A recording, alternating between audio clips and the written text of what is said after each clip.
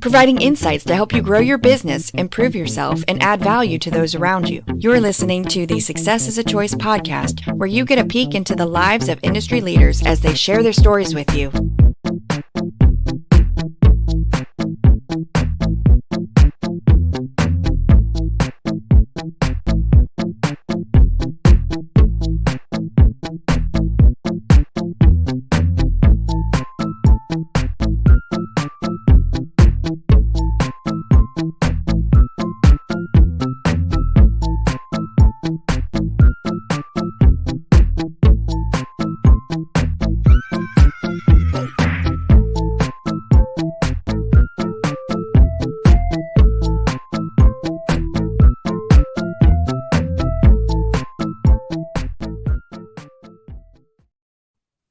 Hey, welcome everybody to the Success is a Choice podcast. I'm your host, Jamy Bechler. And today we have a real treat for us, a great show today. Now, we're going to have to be a little patient because I'm not sure our guest has been on screen very much, has talked in public before very much. But seriously, though, we have Michele Tafoya on the show today. And we have two guests. We have Jersey. We have Jersey, her dog. Yeah, Jersey, the 10-month-old mini Labradoodle who somehow it's incredible. The minute I start a podcast, the dog chimes in. Jersey wants the attention. Jersey. There's some people that are camera hogs, some people that just want to be the center of attention. And you're not necessarily one of them, but Jersey is. Jersey is. So I apologize for the dog barking, but I don't know that there's a whole lot we can do. I'm sitting here in Minnesota. It would not be kind to the dog to put him outside in the cold for a half hour. So we're just going to have to tolerate him. Well, that's a problem that you're in Minnesota. It's December. Yeah. We've got to get you, you were raised in California. Yeah. We got to get you somewhere where it's warm again. I know. But, listening to you, seeing you on my screen, I almost feel like I need a room full of screaming friends and a platter of some chicken wings, some great food, because when I hear your voice or I see you, I'm always thinking big game. And so we always have, food and friends around us. And you'll see me, I'm just tapping my microphone to mute the dog whenever you're talking. So, you know what? That is so flattering. I had such a great time covering the NFL for so long that it's nice to be associated with that. But it's now I'm just Jersey's mom and my kid's mom. Well, you've won 4 Emmys. You've been a sports journalist, sports broadcaster, worked 5 Super Bowls. You now have your own podcast, Sideline Sanity podcast. Awesome guest, awesome podcast. We'll jump into it. Why and most of us know that you worked with a guy named Al Michaels. Yeah. He's done 1 or 2 things in his career. Tell us why he's the best. Or if he's not the best, tell us why he's overrated. Oh, he's the best. Yes. He's the best. He is not overrated in the least. And it really did start with Do You Believe in Miracles? Even though he had been broadcasting long before that. He's been at this since basically he was 18 years old. And talk about paying your dues. I mean, doing high school baseball in Hawaii. Yeah, Hawaii's nice. But, he has done so much. I remember going to one of his many Hall of Fame inductions and watching the video presentation of all that Al has done.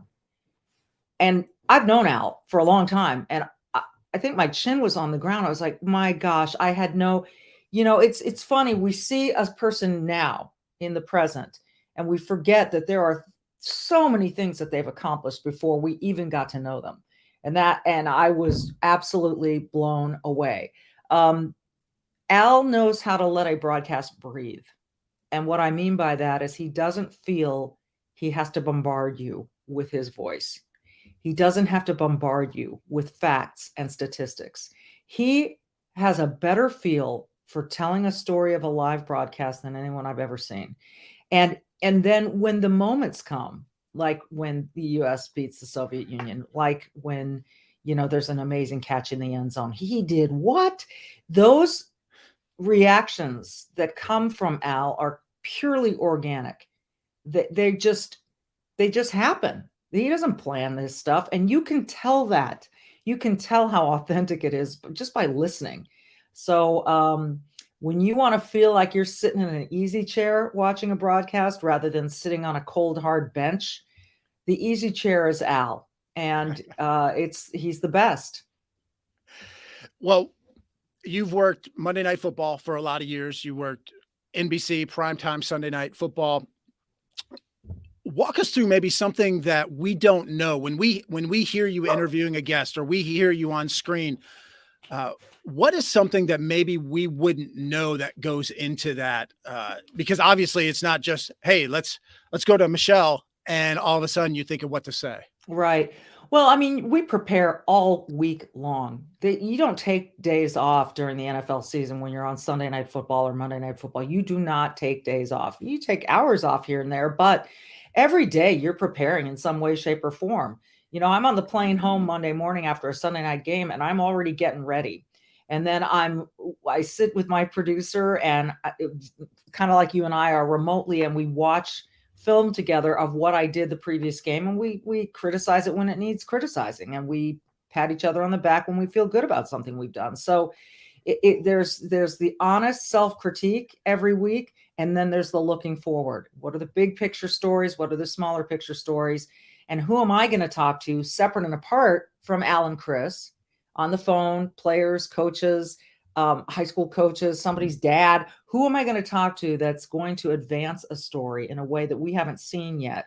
So we're always looking to bring something fresh to the picture, and we don't leave a stone unturned, so that when you used to hear me on a sideline say, Aaron Rodgers, his left knee is being looked at. He's had an issue with his left knee dating all the way back to XYZ, whatever year. It's because I've done a ton of tedious research and preparation into every player on every roster and their injury history. Every player on every roster. And I go back as far as is humanly possible for us. So I get a little help with that. But the ultimate injury background on every player is up to me.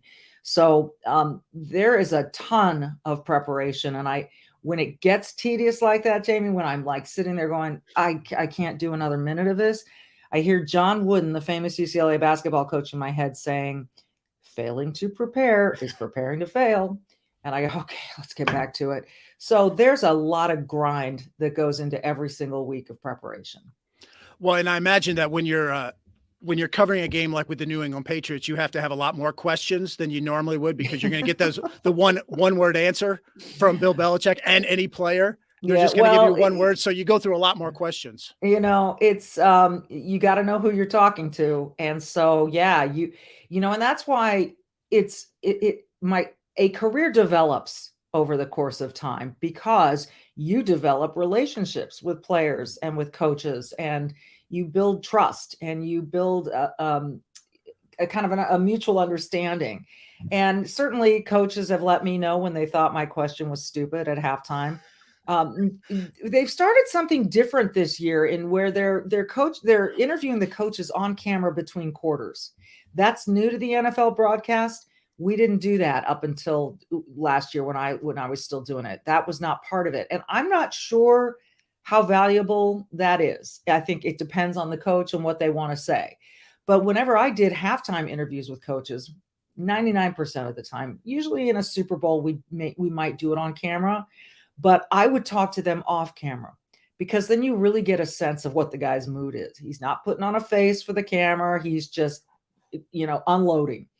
And there were some great, Tom Coughlin was really wonderful about that. Mike Zimmer, there were a number of coaches who would just really let you understand what they were thinking. And then you had to distill that into a report that you could deliver in a quick 20 or 30 seconds. So I felt that was a more valuable way to go, but you had to be really choosy about what you took from what they told you to present on air. Otherwise, you could just be given this laundry list of, we need to convert, keep ahead of schedule and keep ahead of the chains.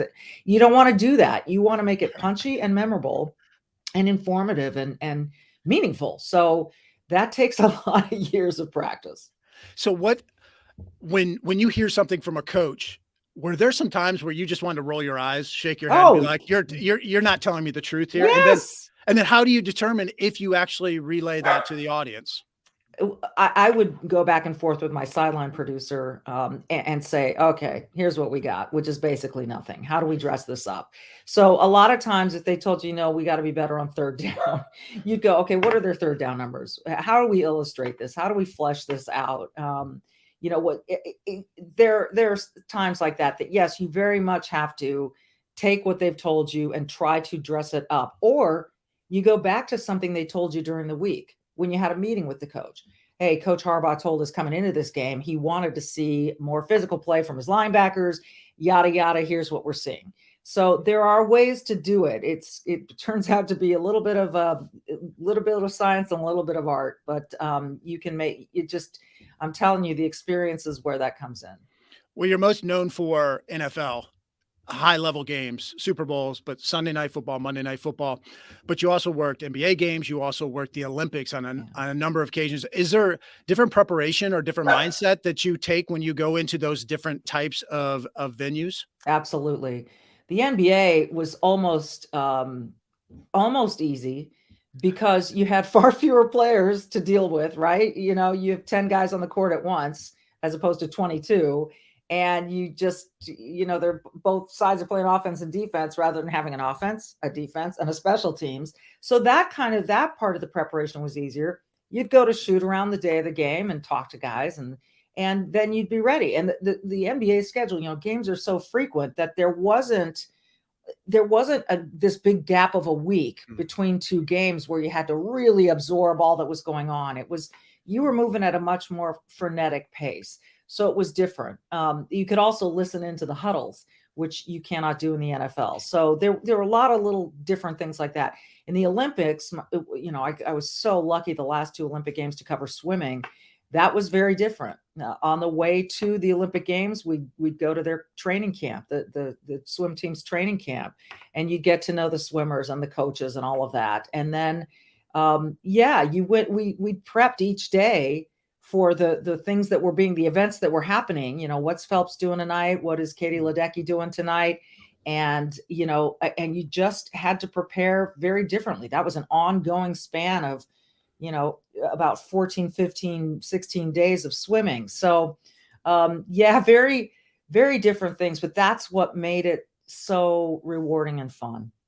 Were there sports or events where when you got the call, you were like, oh, I don't want to do this, or not this again, or this is such a difficult one to handle?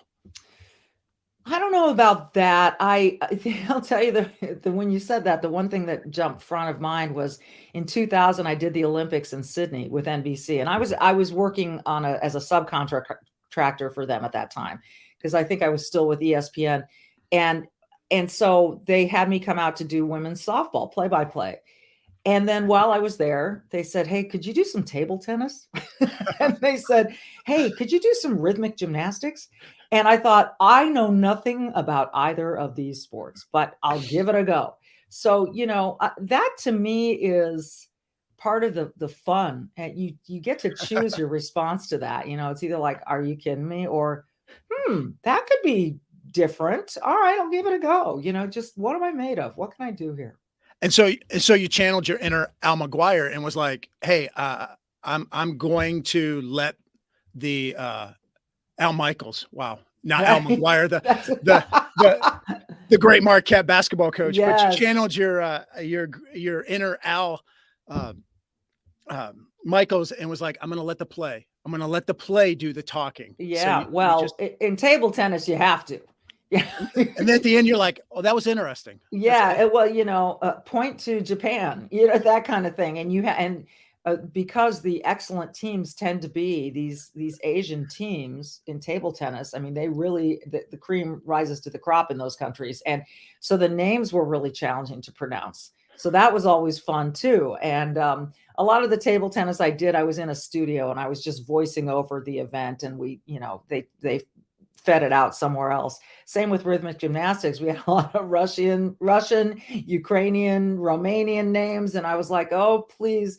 But I had an analyst there with me to help me. So that was just one time that I did that. And it was fascinating. So it's, it's how you look at it. You get to choose how you approach each event. And I tried to choose curiosity every time.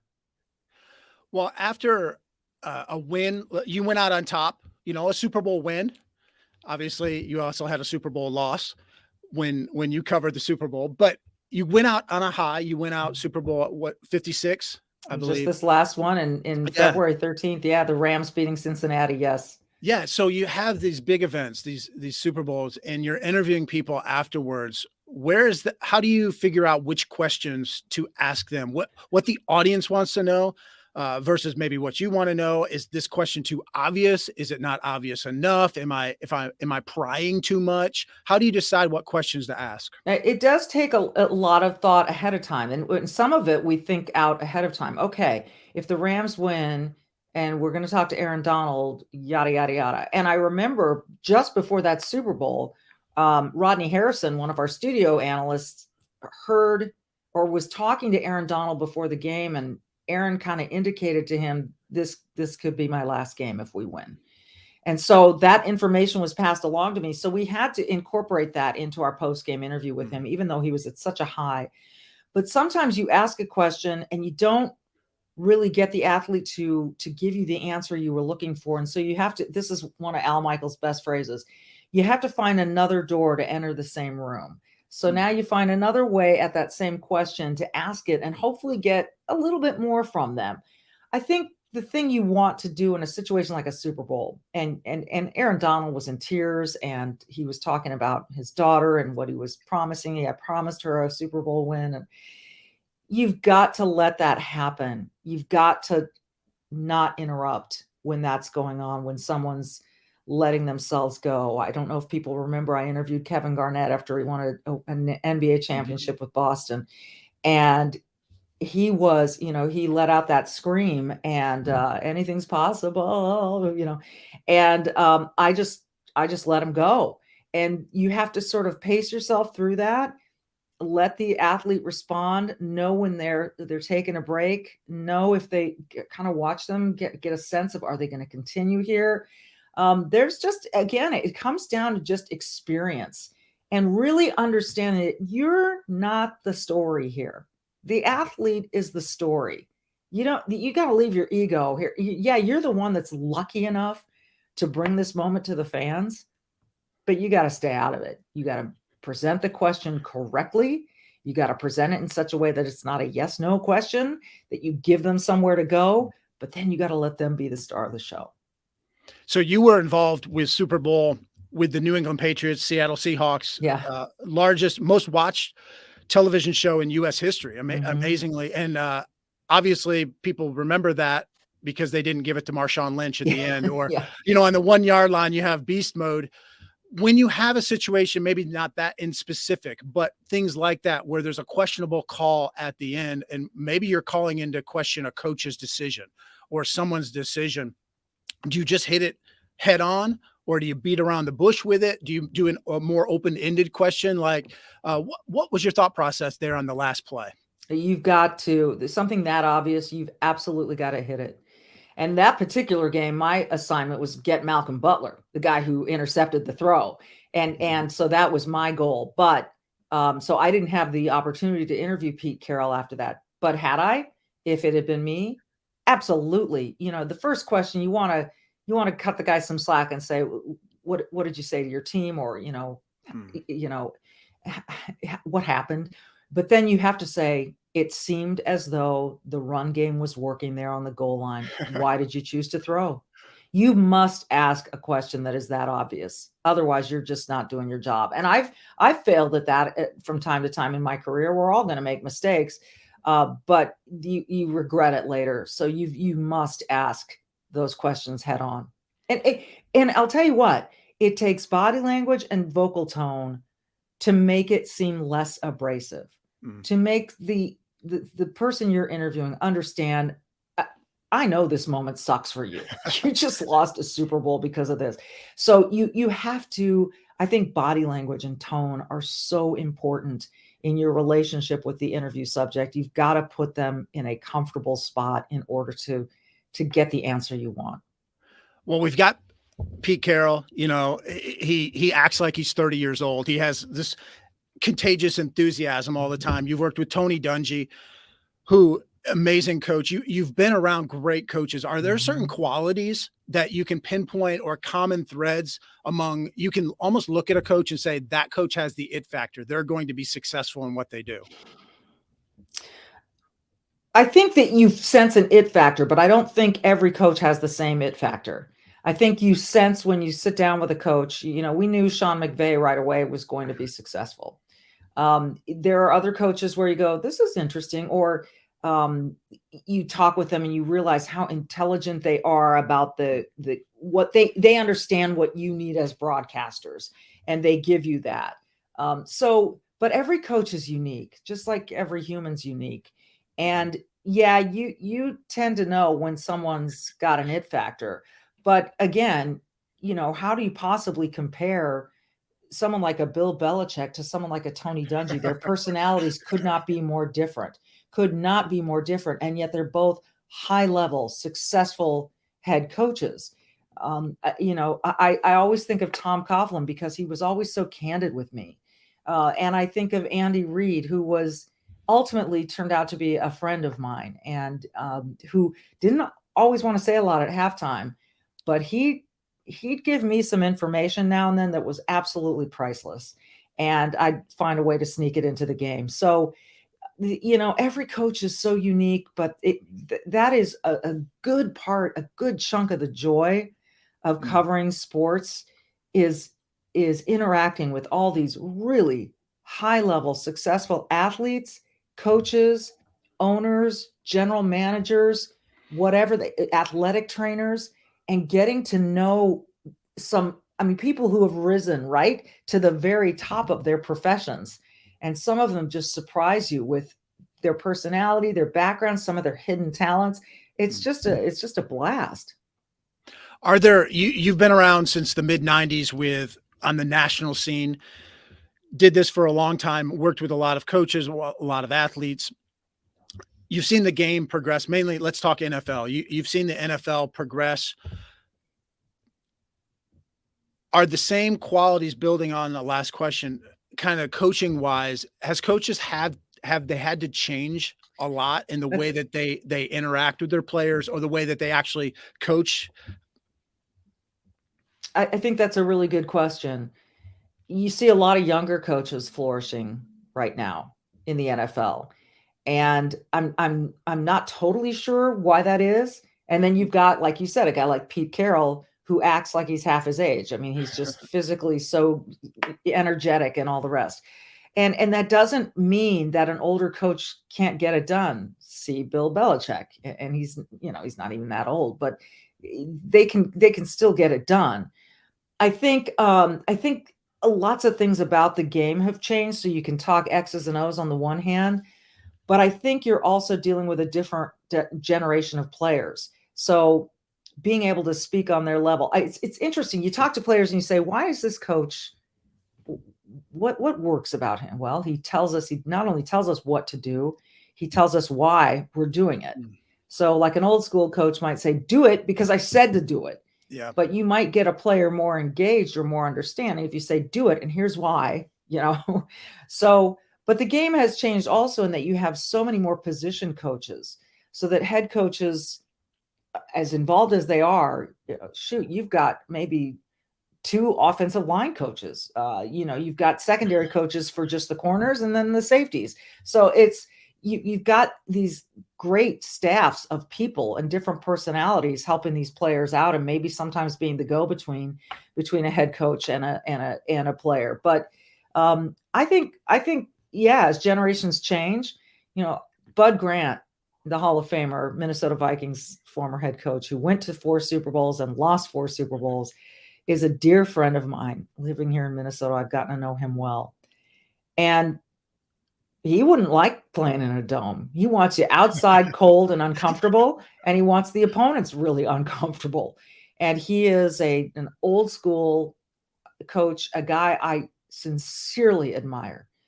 And I don't think he'd take a lot of the crap that maybe some players would give these days. He would have a shorter leash or shorter, like, you know what, you're gone. I'm cutting you. This is not worth it. But do I think he could still coach? Like, would his coaching style apply today? I think it probably would. He's a real fun guy. He's really funny.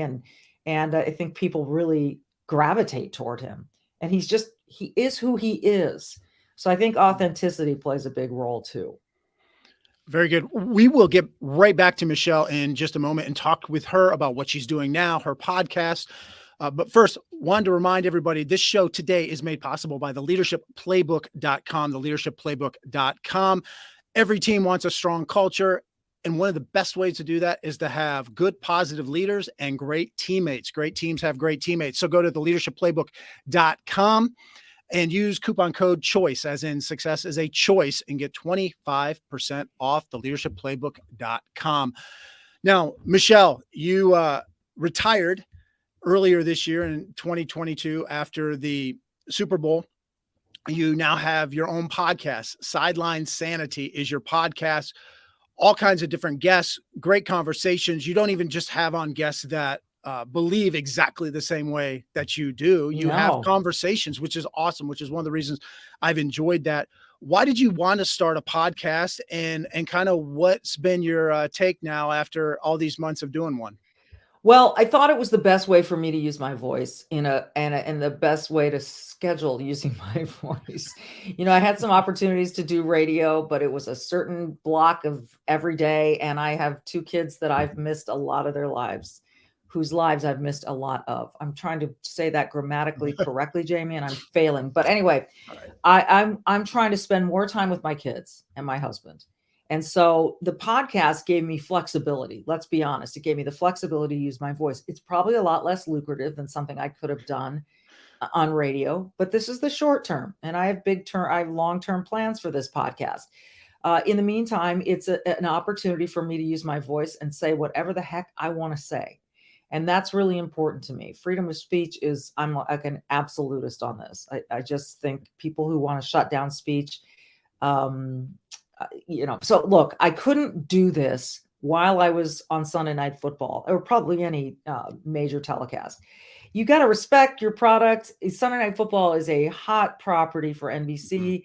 They did not want to court controversy. And so, there were times where even they'd say, hey, that tweet you sent out, could you maybe take that one down? I think that only happened one time. But I had conversations with them. And I said, could I do a podcast on the side? And they said, we'd really love it if you just wait. So I have been trying to get this started for several years, and I kept getting roped back into more Sunday Night Football. And so I did it, decided the Super Bowl was the great way to end it. I got to end on my own terms, which is almost unheard of in this business. And I made that decision, and my husband supported that decision. And so I'm very, very fortunate. But yeah, I have a lot of opinions. I have a lot I want to say. I have a lot of things I want to talk about. And a lot of people are afraid to talk right now. And so you know what? I'm not. And I'm just going to put it out there. And that's the way it's going to be. Well, and you're right. You've been on a number of shows. You've been on The View a couple of times. You've been on Gutfeld. You've been on other shows. But your time is limited. And you have to abide by their format. With a podcast, right. You're able to kind of dictate the narrative, dictate the structure, but you set the bar really, really high. Some of your first guests, Bob Costas, Tony Dungy, it's hard to go up from there. Yeah. Well, Elon Musk is on the list. I don't feel optimistic about it, but we're going to continue to aim high. And that was, so we started really strong and it was exciting. And look, as you well know, there is an ocean full of podcasters. There are so many podcasts out there. You're competing against, whether you like it or not, you're really competing against almost all of them because people have a finite amount of time that they're willing to listen to podcasts. So you better make yours good and worth their while. And then you got to get it out there and let people get to know it. So this has required some heavy investments on my part. And it's, but you got to believe in what you're doing. And again, being self-critical. And I'm saying too much in this interview, and I'm hearing my brother in the back of my head going, Michelle, don't get rid of the ums. So yeah, it's a challenge, and it is something that I just did it again. You've got to have a long-term plan and be really focused and really grind away. Well, when I first discovered your podcast a few months ago, or, shortly after you started it, I did like I do with every other podcast that I start listening to. I went through and cherry picked the episodes that were of interest to me, mainly the people on it. And then when I exhausted that, then I would go back and listen to the other ones. And the other ones are the ones that sometimes I get the most out of, because it's maybe I don't know this person. Yes. But the conversation that you had with that person was pretty amazing. And, I think of a pastor. You had a pastor, Jack Hibbs, I believe it was his name, from San Diego. I didn't know who that was, even though he's a pastor of a large church. I enjoyed that conversation. I enjoy the conversations where maybe you don't always see eye to eye with a person, but you talk things through and you have a respectful dialogue. Thus the word sanity in the title, Sideline Sanity. I feel like we're living in insane times. I feel like some days I wake up and I see the news and I say, am I being punked again? Is something going on? It's crazy out there. But what frightens me more than anything is people's unwillingness to talk, debate. So someone could come forward with a really strong opinion about something, the 1619 Project. She won't debate with anyone about that topic. Even some of our candidates won't debate. I mean, what are they afraid of? If you have good ideas and you believe in them, you should be chomping at the bit to talk about them and defend them. So this is what I want to do. And I choose guests that I have a lot of questions for. I don't go into these saying, I can't wait to debate this. What I want is to learn. And I hope people want to learn along with me. And so I take, again, that curiosity in with me. And some of these that I've done with, you've heard one with a pastor. We have a few more coming down the pike, because I'm fascinated by people of faith.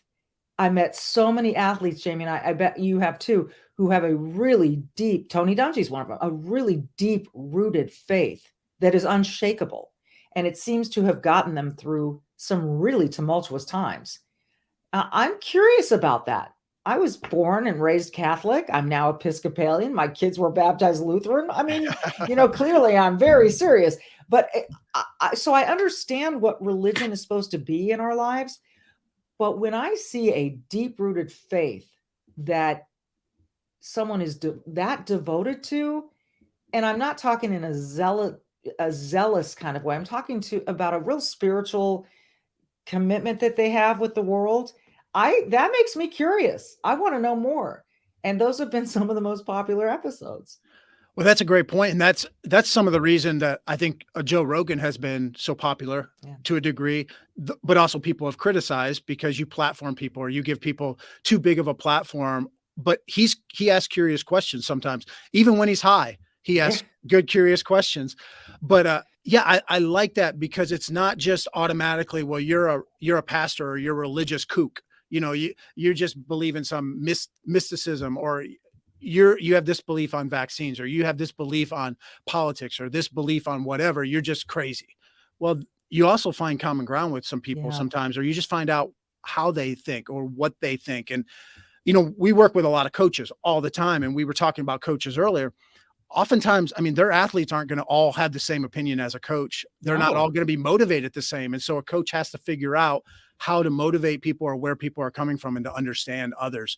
You mentioned Elon Musk. He would probably be at the top of most people's bucket list. Are there some other people that you would love to have on the show that you haven't booked yet? I mean, seriously, there are so many, and they are from every walk of life. I would interview Donald Trump. I would interview Joe Biden or Kamala Harris, even though I completely disagree with their policies. And that's why I would interview them. I'd want to really get at the nub of what are behind your decisions. So there are a lot of politicians, there are entertainers, there are comedians, there are experts in fields, particularly when we're talking like China or Russia, or the geopolitical stage right now is a really crazy one. And I think it's important that we understand it. So I've had guests on to talk about TikTok and what it really is all about, and the legal ramifications and the national security ramifications, talking about China, talking about all kinds of things. Yes, the vaccines. I've had on people who have been injured by the vaccines, or who were part of the study, the what do you call it? The trials, the vaccine trials, who saw malfeasance, who are whistleblowers. Yeah, I'm going to listen to those people. I'm going to listen to doctors who have been banished from Twitter. I'm going to listen. I'm a free speech absolutist. You may say something, Kanye West, that I completely disagree with and that disgusts me, but I will stand up for your right to say it, because I don't think speech is necessarily dangerous. And when we start to look at speech as dangerous, that people can be manipulated by speech, I guess if you allow yourself to be manipulated by speech, you can be. But you're also a human with a mind of your own that is capable of saying, wow, that's a little nuts. I'm not going to go there. So it's a really difficult thing, because people do believe that some speech leads to bad things, bad ideas, and actions carried out. I don't know, man. I think the minute we start stepping on the edges of free speech, we're on a very slippery slope toward something we don't want. Well, my wife is on TikTok all the time. She doesn't listen to any of my podcasts. She's not on Twitter. She doesn't know what I say ever. So I think if we need to make our marriage stronger, I need to get on TikTok, so she'll actually know what I think. Don't get on TikTok, because they're vacuuming up your passwords. Don't do TikTok. Well, she was on TikTok last night. I told her to let Chairman Z know that I said hi. Exactly. It's people need to get informed about this. This is not just alarmism. This is actual. There is proof in that pudding. So I look, Huawei was the hardware way to spy on Americans. TikTok is the software way to spy on Americans. And my son says to me, Mom, I'm not, they're not going to be interested in me. And I said, okay, yeah, wait until you become a lawyer or an accountant or someone of import. They're going to have all your crap, all your information. Well, you mentioned China. You mentioned a number of things, and you've dealt with athletes and coaches, or worked with athletes and coaches through the years, that have something to say, that have opinions about certain issues or topics. And we don't have to get into specifics necessarily, but where do you think there's a line drawn, or what do you think athletes, should they be using their platform? Because they still are athletes. They still have a job to do. And when I watch Monday Night Football, when I watch Sunday Night Football, and I don't think I'm alone with this, I'm eating these chicken wings with my friends. I don't want to feel like I'm watching Fox or CNN or MSNBC. Yeah. Where is that line drawn between athletes and coaches using their platforms for issues?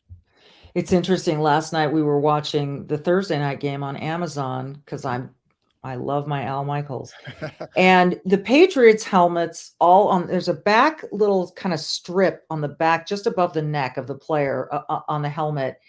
And the Patriots all said Patriots. Every single one of them said Patriots. Buffalo was like, choose love, or, something like that. It's a beautiful sentiment. But it's interesting to look at that contrast and just sort of say, I'm tuning in to see guys go like this and intercept and knock each other down. And I don't really want to think about choosing love right now. So, because I'll do that on my own time, but I will stand up for these players' rights to do that every day of the week. So when Colin Kaepernick knelt, I didn't love it, because I am a massive patriot, and I do believe this is the greatest country on earth, in spite of our stains, and maybe even because of our stains and having overcome them as we have, unlike China and many other countries that still have slavery. So I am a massive patriot, but I will stand up, because I will say to Colin Kaepernick every day of the week, if that's what you want to do, that's what you're going to do. That's what you should do. I'm not going to get in your way of doing it. Now, the league tried to the league kind of had a knee-jerk reaction and tried to set some boundaries that made the players a little bit more angry. And so I think this thing could have organically gone through its paces, and then we could have seen what happened. I think some of the teams did amazing jobs of working within their own locker rooms of how are we going to deal with this? Some guys want to kneel, some guys don't. One of my favorite examples was the Raiders. Khalil Mack, when he was there, wanted to kneel, and his best friend was Derek Carr. And, so you've got a black player kneeling and his best friend, the white quarterback, standing next to him with his hand on his shoulder and his other hand over his heart during the anthem. That to me was a thing of beauty. They showed their friendship. They showed a mutual understanding and respect of each other's opinions about it. So I think that each team really had the opportunity to handle it the way they wanted. And I think they still are. Well, I love that example too.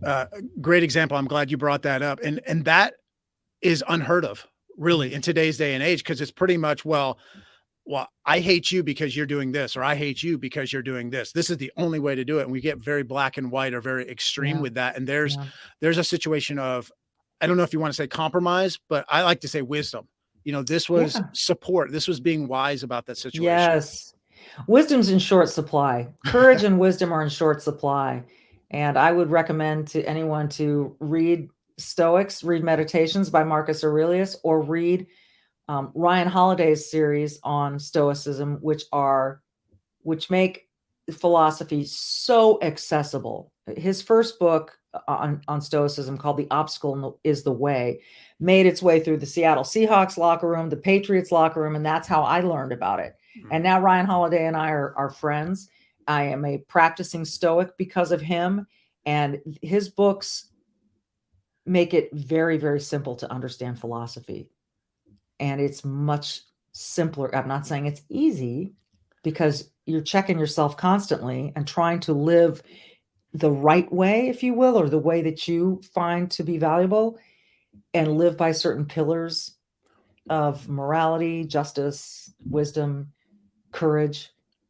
But it makes you a better person, and it makes you understand others. And so I highly recommend to anyone out there who hasn't explored the Ryan Holiday collection to explore it. Yeah. And Stephen Covey in his book, 7 Habits of Highly Effective People. Yeah, very good one. One of them is seek first to understand, then to be understood. And I haven't studied Stoicism, but I see it as seeing and understanding others, understanding life, seeing different perspectives, seeing the whole forest and not just your tree. Right. It's hard to do. We're all individuals. We all have things that we want. We can become selfish about that. And it doesn't just, like, you don't just flip a switch and suddenly, like, you're living the perfect life. It's an everyday practice. So accept that. Know that you're going to fail now and then. Know that it's going to require amazing amounts of discipline, but damn, it feels good when you do it. And discipline feels good to me. It really does. I'm never happy when I've just lazed around for a day. I'm much happier when I've lived a disciplined kind of day. Well, we'll get you out on this question. If you were queen of sports, or dictator of sports, or in charge of sports everywhere, would there be something you would change about a specific sport? And I'll give you an example. Like, I was a basketball player. I was a point guard.